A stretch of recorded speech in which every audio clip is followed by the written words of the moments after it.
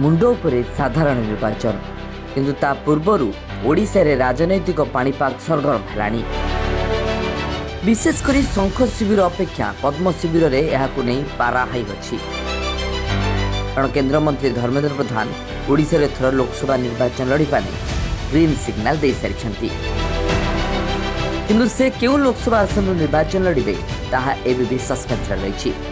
ढेंकानाल किंबा संबलपुर आसन जे निर्वाचन लड़िबा नहीं चर्चा होउछि। यार भितर संबलपुर आसन पई सबुठु सुरक्षित बोली बीजेपी नेता कहउछंती। किछि दिन पूर्वे देवगढ़ बीजेपी विधायक सुभाष पाणिग्राही धर्मेंद्र को पई सुरक्षित आसन संबलपुर बोली कहिथिले। किंतु एसबु भितर संबलपुर जे एक निर्दिष्ट गोष्ठी धर्मेंद्र को सेठारु सांसद कराई न देबाकू चाहुथबा जଣା पड़िछि।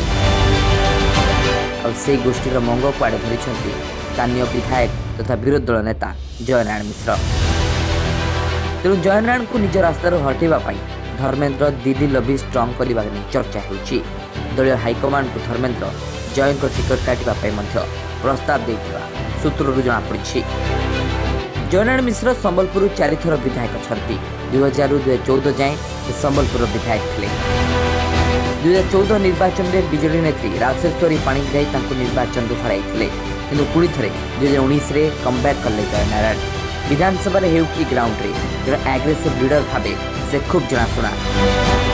संबलपुर रे खंडा बुलाइबा हेउ कि महिला पुलिस अधिकारी को माड़ मारी चर्चा रही। बीजेडी बीजेपी मेंट सरकार रे जयनारायण वाणिज्य और परिवहन मंत्री थे। किंतु प्रश्न उठुछि जे कहीं धर्मेंद्र को संबलपुर लोकसभा आसन निर्वाचन लड़िबा चाहूना जयनारायण। धर्मेंद्र का दबदबा केन्द्र जेतिक अच्छी से लोकसभा निर्वाचित होगले आहरी बढ़। नीतीश गंगदेव राजपरिवार आसुले भी स्थानीय विधायक नेता से फिका पड़ जाती। अन्यपटे विभिन्न समय से विवाद घर कम क्रेज भितर संबलपुर जयनारायण मिश्र पपुलारिटी अधिक रही। कहवाक गले समग्र संबलपुर लोकसभा निर्वाचन मंडल बीजेपी रे जयनारायण काठी रही। रेंगाली नाउरी नायक हूँ अबा देवगढ़ सुभाष पाणिग्राही उभय जयनारायण कथार चलती। अवश्य सुभाष नीतीश गंगदेव को विरोध कर धर्मेंद्र आखिरे गुड बॉय होबार प्रयास करते। जयनारायण मिश्र भी पुराणा खेलाड़ी। तेणु ठीक समय राजनैतिक हावा केउं दिग को माड़ समय आसिले जना पड़ो। दिल्ली में जय विरोध में धर्मेंद्र लबी ओडिशा बीजेपी को पुणी थे दुई फाड़ा कर राजनैतिक महल में नहीं चर्चा होती।